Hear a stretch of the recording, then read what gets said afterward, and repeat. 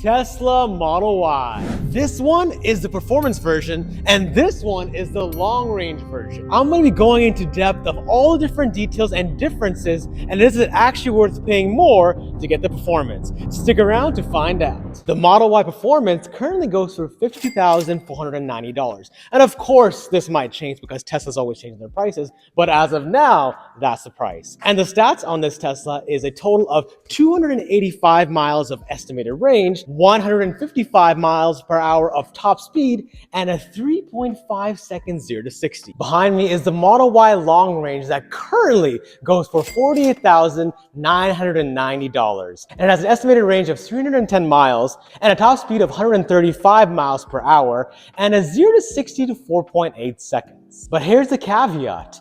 You can get the acceleration boost for $2,000, and you can drop your 0 to 60 down from 4.8 seconds to 4.2 seconds. And I did a whole video testing that out, and I actually got that from my personal long range. It's zippy. It's zippy. For just under $4,000, you can get the Model Y Performance, but are the features even worth it? Let's jump into them. Starting with the first feature, the Model Y Performance comes with Matrix LED headlights, and it comes with 3 different advantages. One of them being it actually provides more visibility at night, it reduces the glare for oncoming traffic, and lastly, it's more adaptive during weather conditions. Now, whether you'll actually notice this versus the long range, that remains to be seen. Now, at the long range, you get the standard LED headlights, which I previously mentioned, they're not as good as the Matrix LED headlights, but personally, I've had no issues driving it at night and having great visibility. So just a little owner's perspective there. The next feature are the upgraded rims. These are the 21-inch Uber turbine rims, and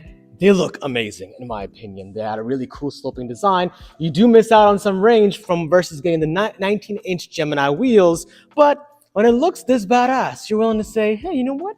Maybe I'll sacrifice a little bit of that range. So with these Uber turbine wheels, you also get this red painted brake caliper. And it actually says Tesla on it, which the long range does not. They're like, you know what? You got to pay extra for that. So if you want the Tesla logo on it, as well as the red painted brake calipers, performance is the way to go. But we're not quite done with the brakes just yet, because previously, I think it was August 2022, the Tesla used to actually have Brembo brakes in the rear calipers. And as of now, they've removed it. So the brakes are exactly the same as they are for the long range. So they say it's performance brakes, but is it actually if it's sharing the exact same ones as the long range? Safe to say the Tesla community misses the Brembo brakes. Now with the Model Y long range, you have the option to get 2 different wheels. One of them being the 19-inch Gemini wheels, and the second one, the 20-inch induction wheels.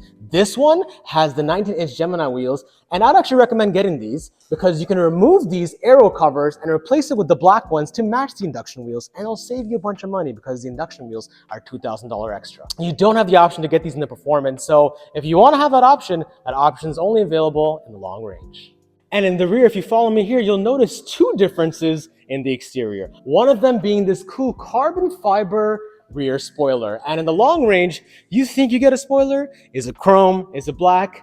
None of the above. You get no spoilers. So this is a really fast way to tell if someone has a performance. Of course, you can look at the red brake calipers as well, but this is a faster way to tell in the rear. And you want to know the second way to tell if someone has a performance? You check the dual motor sign. So you see this dual motor over here? It has a solid red underline. And you may see scenarios where long range and rear wheel drive people are trying to be sneaky. They try to put a red underline under their dual motor sign, but that's the same as someone with a BMW putting an M badge on their 330i. And in the rear, like I mentioned, you'll see a missing spoiler. So there's no spoiler here. And guess what? There's no red line in the dual motor badging. So if you like those things, only performance can get you that. The next feature is the lowered suspension. So you'll notice it sits about 1 inch lower to the ground versus the long range. And some have actually complained, hey man, it's a pretty stiff ride. I don't know if I would like this. And they've said the suspension in the long range is a lot more comfortable, especially when you're going on the long road trips. But I'll be taking this performance out and testing it for myself. Is it true? Are the complaints actually worth it? Let's see. And in the performance interior, you'll notice a crazy number of differences. The screen has your car exactly how performance should be. It has a rear spoiler over here, and I don't see there it is. The red painted brake calipers, as well as the Uber turbine wheels. And you want to know about one more cool feature? I go to the car logo, I go to software, your dual motor is underlined. Wow, those interior features are definitely worth it. But actually, you know what? I have one more. You also get these alloy pedals for the brake and the acceleration. I mean, they definitely look cooler, but that's it. That's the only interior difference. This is where my gripe comes in. I mean, this is a performance model. I really wish Tesla went a bit above and beyond here. Maybe if they added a cool dual motor badging here or something, perhaps different carbon fiber bucket seats or just any kind of cool bucket seats. There's rumors that they'll be adding bucket seats to the new Model 3 Plaid or the Model 3 Ludicrous. I don't know what the hell it's called, but they'll be coming soon. But I wish they did that for the performance Model Y, and I hope they do it for the refreshed Model Y. Speaking of gripes, let's talk about the cons of the performance model. Now, it's not always rainbows and sunshines when it comes to performance, because there are some downsides that could cost you more in the long run. And let me tell you why. The first is a staggered wheel setup. So the front wheels are actually less wider than the rear wheels. So the rear wheels are wider, which means you cannot rotate them. So not only will you be flooring it a lot more because it's performance, hey, I would. So you'll be going through wheels faster than that. But the fact that you can't rotate them, it's a double whammy because you'll have to replace them a lot sooner, and that could cost you extra in the long run. It's something you can do in the long range. The long range, they share the same wheels and you are able to swap them out. Here's something that no one talks about.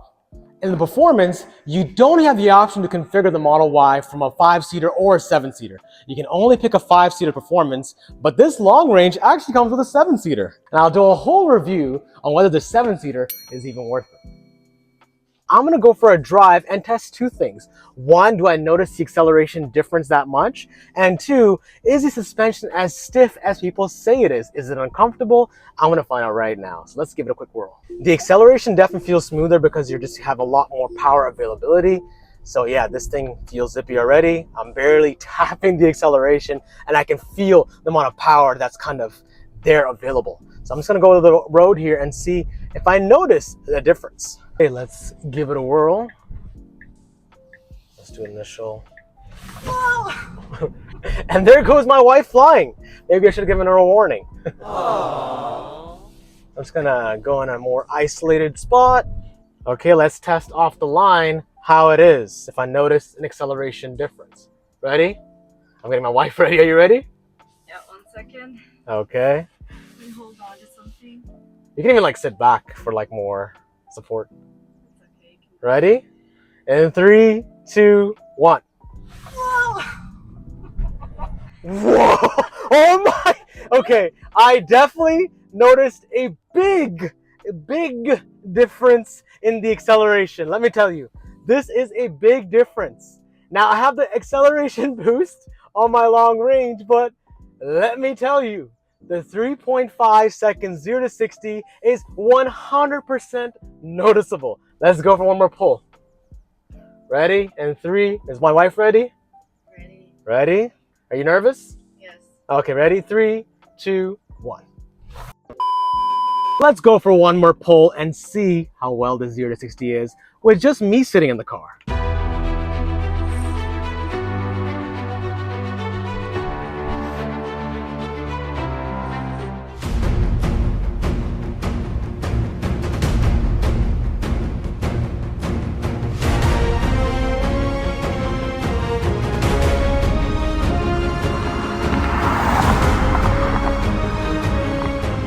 So now for these tests, I did use a draggy, and for my first round, I got a 3.63 seconds 0 to 60. And if you've seen my acceleration boost video, I tested it for the long range without and with the acceleration boost. Now, people have stated that the type of 0 to 60 you get does depend on your state of charge. Generally, 90 to 100% state of charge will give you the best performance. And during my tests, I did manage to get the long range around 4.8 seconds to 0 to 60 and 4.2 to 4.3 seconds with the acceleration boost. Now, the difference I felt with the performance is definitely noticeable. That 0.7 second difference of 0 to 63.5 is definitely worth paying for. Now, unfortunately, you're about to miss my epic speech to get the performance because for some reason at this point my mic turned off, and what I'm blabbing about is how great of an experience I was having with this performance. You can just see the smile on my face. I can't get enough. Also, special shout out to CarNext for providing these two Teslas. If you live in Canada and looking for a used Tesla, they're a great dealer to check out with a big selection on Teslas.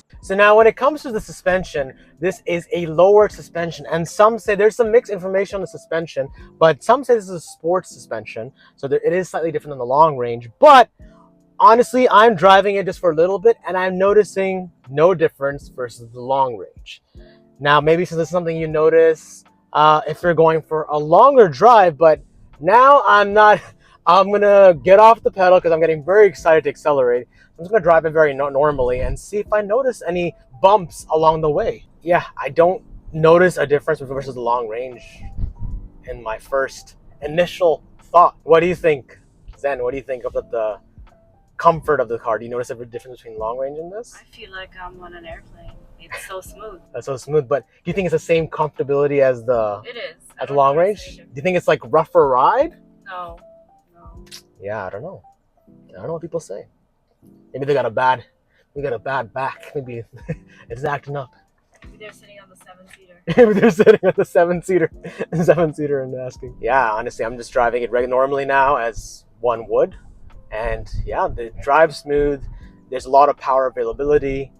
And it's great. The comfort is great. I can definitely envision myself driving this for long hours because my wife and I have done quite a few long road trips. I've tested it in high speeds now and in low speeds with bumpy roads. Here comes a bump right here. Smooth. Smooth like butter. Smooth like butter you put on your ribeye. Beautiful. So what's the conclusion? Should you get the performance model or get the long range model? Now get this, I'm a long range model owner and I'm about to say the following words.